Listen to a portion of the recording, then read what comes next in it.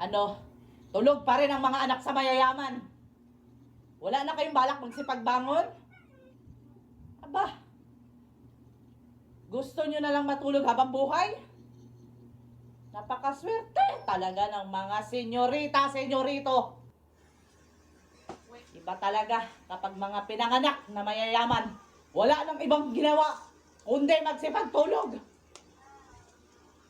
Sa sarap talaga ng buhay ninyo.